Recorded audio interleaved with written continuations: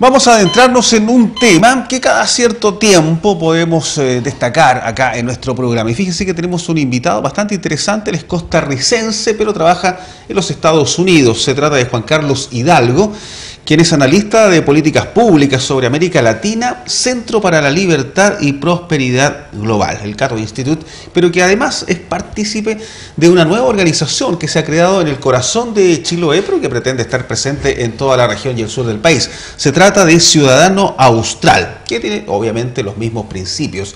Por eso nos llamó la atención este tema. Juan Carlos, gracias por estar con nosotros. Sabemos que estuviste en una charla durante la jornada en la Universidad de San Sebastián, imagino con estudiantes.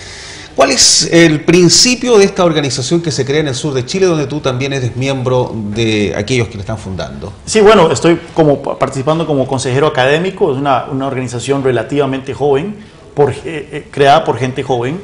Muchos de estos muchachos los conocí hace unos años, un par de años, en una actividad que realizamos el Instituto Cato, donde yo trabajo en Zapallar y en Reñaca también, posteriormente el año pasado.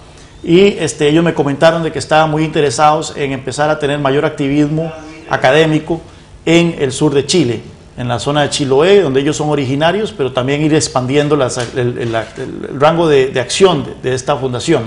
Así que es como nace Ciudadano Austral. Para mí es un gran placer poder visitarlos, poder ayudarlos en este proceso de diseminación de ideas. Ellos realizan eventos, realizan actividades, publicaciones. Tienen una presencia cada vez mayor en medios de comunicación, particularmente escritos. Así que como consejero académico de Ciudadano Austral me siento muy orgulloso de la labor que están haciendo y espero seguir acompañándolos de aquí en adelante. ¿Pero por qué crean una organización de este tipo? ¿Cuál es el fundamento? ¿Cuáles son los objetivos? ¿Qué es lo que ustedes quieren colocar sobre la mesa? Es la promoción de las ideas. Nosotros vivimos tiempos, no solo aquí en Chile, sino también a lo largo de América Latina, en donde existe un gran debate político, un gran debate sobre cuál es la mejor manera de alcanzar el desarrollo, cuál es la manera, qué clase de sociedades queremos tener, qué tipo de políticas públicas nos pueden llevar a ese norte. En este caso, en Chile, por supuesto, hemos visto que en los últimos años hemos tenido un debate muy marcado entre izquierda y derechas, por ejemplo, pero no solo debería limitarse a un debate entre izquierda y derecha, sino también un debate sobre queremos sociedades abiertas, queremos sociedades libres o queremos sociedades donde el Estado tenga cada vez más control, no solo de la economía, sino también de la sociedad. En este caso, Ciudadano Austral es un firme creyente que tenemos que tener un Chile más abierto, un Chile con una economía más liberal, un Chile también donde las regiones tengan cada vez más poderes. Y precisamente la finalidad de este grupo es promover estas ideas a través del intercambio de discusiones, a través de los eventos que se organizan, claro, a través de las la libertad económica, la libertad individual. Libertad económica, libertad individual, libertad política y la descentralización. Ahora, ¿cómo se financia una organización como Ciudadano Austral que está presente en el sur de Chile? Bien sabemos, nuestro país es absolutamente concentrado y que no ha generado precisamente espacios para crear organizaciones fuera de la capital. Así es, estos primeros años de una fundación como Ciudadano Austral son muy críticos, ¿verdad? Porque principalmente por la ausencia de un financiamiento constante. Para eso existen redes internacionales que ayudan a este tipo de emprendimientos académicos e intelectuales. Una de ellas es una red que se llama la red Atlas en Estados Unidos, que financia institutos alrededor del mundo, institutos con estas características, y principalmente en estos momentos es el principal fuente de financiamiento de Ciudadano Austral. ¿No hay detrás alguna organización política? Porque en nuestro país estamos muy marcados por aquello y siempre todo lo que signifique analizar, colocar algún tema en el tapete y donde no hay un origen claro, siempre está la pregunta si aquí detrás hay un tema político partidista. Exacto, y yo como consejero académico puedo garantizar de que mientras yo sea consejero académico de Ciudadano Austral, habrá una independencia absoluta del tema político. Donde yo trabajo en el Instituto Cato en Washington, nos preciamos de ser un instituto de análisis de política pública que ha mantenido por casi 40 años una independencia total de la política partidista en Estados Unidos. Nosotros criticamos a demócratas y republicanos de la misma manera. y ciudadano austral aspira a eso, y mientras yo sea consejero académico, así será. Tú vives en la capital de Estados Unidos, además, ¿no? Así es. Bueno, estaba leyendo justamente en parte de tu currículum que sale publicado acá, que, claro, como analista de políticas públicas para América Latina del Instituto Cato, escribe frecuentemente en varios periódicos y diarios latinoamericanos, La Nación de Argentina, El Tiempo de Colombia, El Universal de México, El Comercio del Perú, que son de los principales. Por lo tanto, yo imagino tienes una visión bastante clara de lo que está ocurriendo en esta parte del continente, y particularmente, que es lo que a nosotros nos interesa también, cuál es tu visión como extranjero, como analista de políticas públicas, de lo que está ocurriendo en Chile hoy, año 2015. Sí, bueno, en la región vemos un proceso de desaceleramiento importante de las economías. Tuvimos una muy buena década y media, más o menos, o aproximadamente 12 años, en donde las economías regionales crecieron a un buen ritmo, mayormente impulsadas por el fenómeno de las materias primas, por el superciclo de las materias primas. Ahora el precio de las materias primas ha caído y vemos cómo las economías de la región se han desacelerado de manera dramática. Este desaceleramiento económico viene acompañado de un mayor descontento popular, y vemos cómo los niveles de popularidad de los presidentes aquí en Chile o en Perú, en Brasil, en Ecuador, han caído de manera significativa. Y esto, por supuesto, que tensa la dinámica política, no solo económica, sino también política en estos países. En el caso particular de Chile, creo yo que si bien ha habido una desaceleración producto de la caída del precio del cobre, también la clase política chilena, el gobierno, se ha disparado en el pie con medidas políticas, con reformas, mal llamadas reformas. Yo no usaría la palabra reforma para referirme a políticas que más bien implican retroceso. ¿Qué palabra utilizarías? Esa es la palabra, ¿no? De hecho, tengo veces buscando una y todavía no lo he podido buscar, pero por ejemplo en el tema tributario, no es una reforma tributaria, estamos hablando de un aumento de impuestos, y hemos visto cómo el aumento de impuestos que se aprobó en este gobierno ha generado incertidumbre, ha aumentado el pesimismo, ha afectado el consumo, y esto ha afectado a su vez el crecimiento económico, al punto que cada mes en Chile vemos una nueva revisión hacia la baja de las expectativas de crecimiento. Un Chile que venía creciendo a un buen ritmo, ahora vemos nuevamente que está creciendo a un ritmo casi que latinoamericano, lo cual no es necesariamente bueno. Así que veo con preocupación ciertas medidas que se están tomando en este país, que implican deshacer o echar para atrás muchas de las cosas que se habían hecho bien y que habían hecho de Chile el país más exitoso de América Latina, porque yo creo que por más que usted pueda ser crítico del modelo económico chileno, no puede negar el hecho que es bastante evidente de que Chile es el país más exitoso de América Latina en materia de democracia, en materia de movilidad social, en materia económica, en materia de fortalecimiento democrático. Así que veo con preocupación que algo que estaba tan bien o que iba hacia un camino correcto ahora quiera ser deshecho.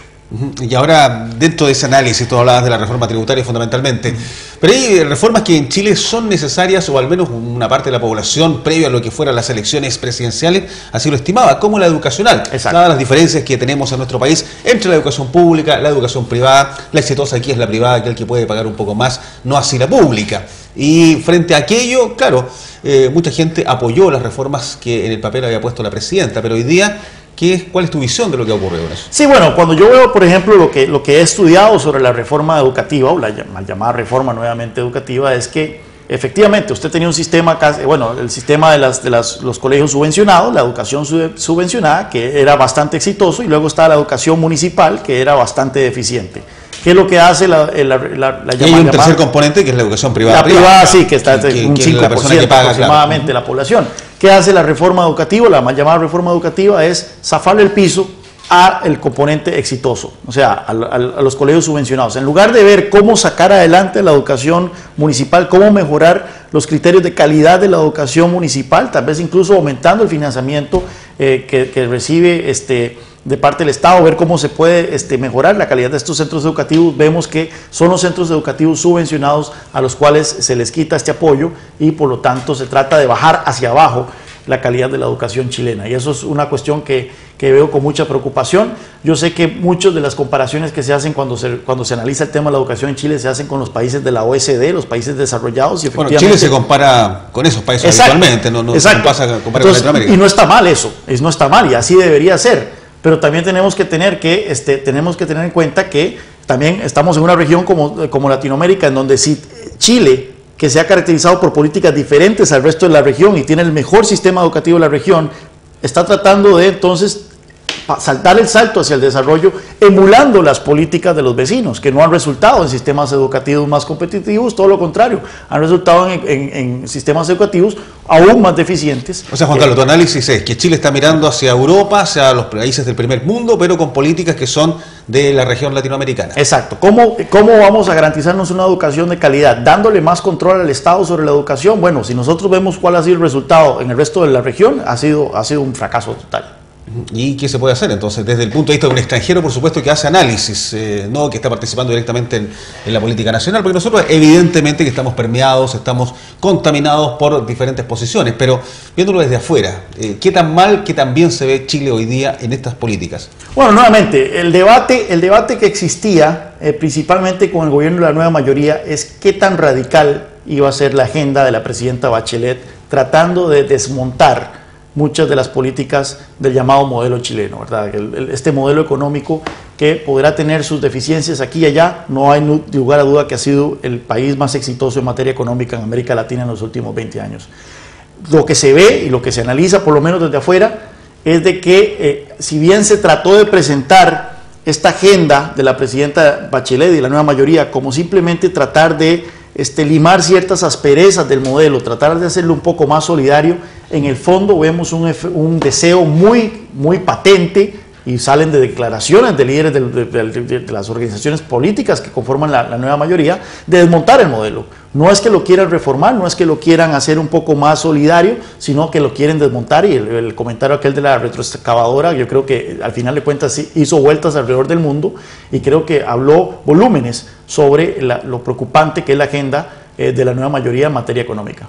Y comparativamente con los países de Latinoamérica, ¿cómo veis la situación hoy día de Venezuela, de Bolivia, que claro, tenían una agenda que es bastante criticada en los Estados Unidos, además por razones políticas? Sí, bueno, en Venezuela vemos el caos absoluto que es ese país, un país que fue el más próspero de América Latina hasta hace 30 años, hoy vemos que no tiene papel higiénico, que tiene una inflación más alta del planeta, que escasez generalizada, descomposición social, altos niveles de violencia, en fin, es un país que está rumbo al abismo y no se le ve final todavía a esto. Yo creo que Venezuela, por más que se salgan las noticias de que la situación económica se está agravando a pasos agigantados, creo que la clase política venezolana, por lo menos el aspecto oficialista, va a llegar hasta el puro final.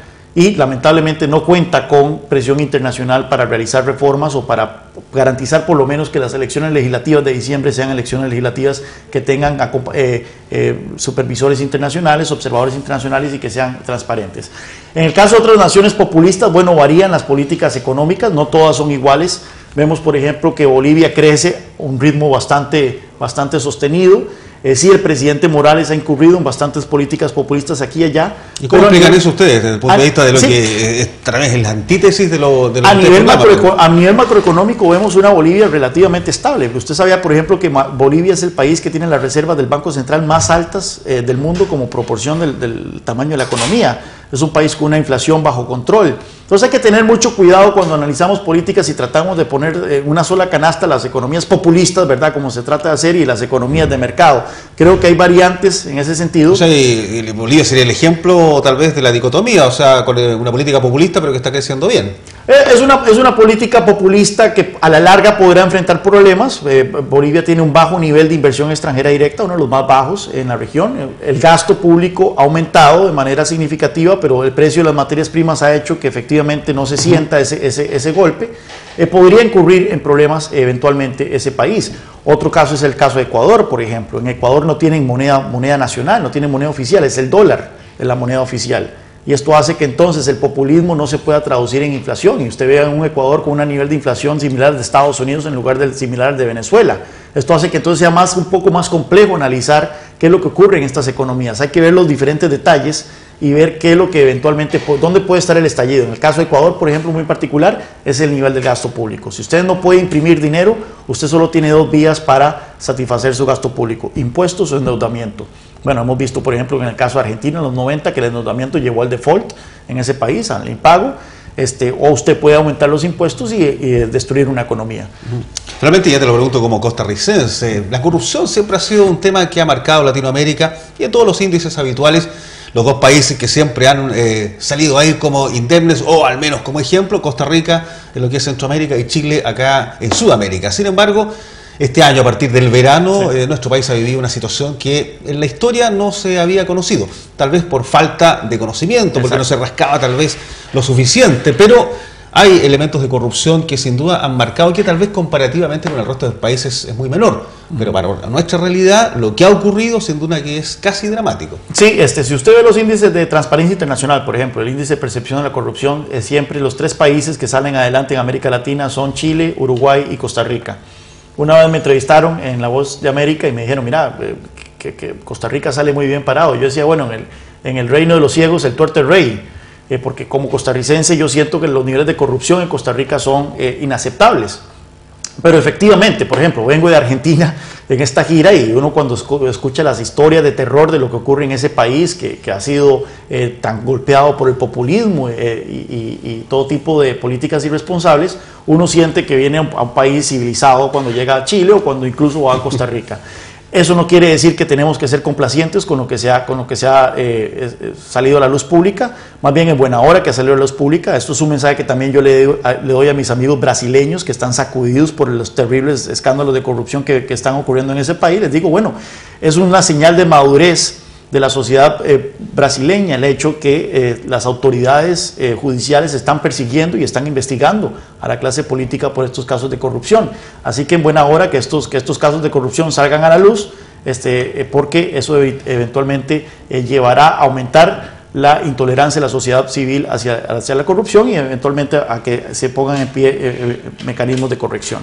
Bueno, imagino que todos estos temas y otros muchos más son los que ustedes analizan y pretende también conversar con los jóvenes en estas charlas que tú haces, como la que ocurrió hoy en la Universidad San Sebastián y también en esta organización Ciudadano Austral. Así es. ¿Y cuál es la percepción de la gente más joven? Bueno, vemos que mucha gente joven muchas veces cae en la tentación de los cantos de sirena, ¿verdad? De las políticas estatistas. Por ejemplo, aquí en Chile, que es claro de que el tema de la educación, como mencionaba llamó mucho la atención a la clase joven. Cuando usted le dice, mira, usted debería ir a la universidad y no pagar por ello, por supuesto que a los jóvenes les encanta la idea de tener que poder ir a la universidad. ¿Eso lo considera un canto de sirena, ¿no? Así, sí, es peligroso. Bueno, vemos que nuevamente la gratuidad de la educación lleva a estándares educativos más bajos, lleva a que la calidad de la educación caiga, lleva a responsabilidad fiscal, en fin. Así que es un panorama complejo tratar de explicar esto a gente joven, puesto que hay gente joven que se deja llevar muy fácilmente por estos cantos de sirena de las políticas estatizantes. Yo creo que también existe un amplio sector de la juventud, y el ejemplo es el Ciudadano Austral, de que no caen en esa trampa y que más bien quieren fomentar una contrarrevolución de ideas, llevando a cabo este tipo de eventos, llevando a cabo publicaciones que presenten el otro lado de la historia.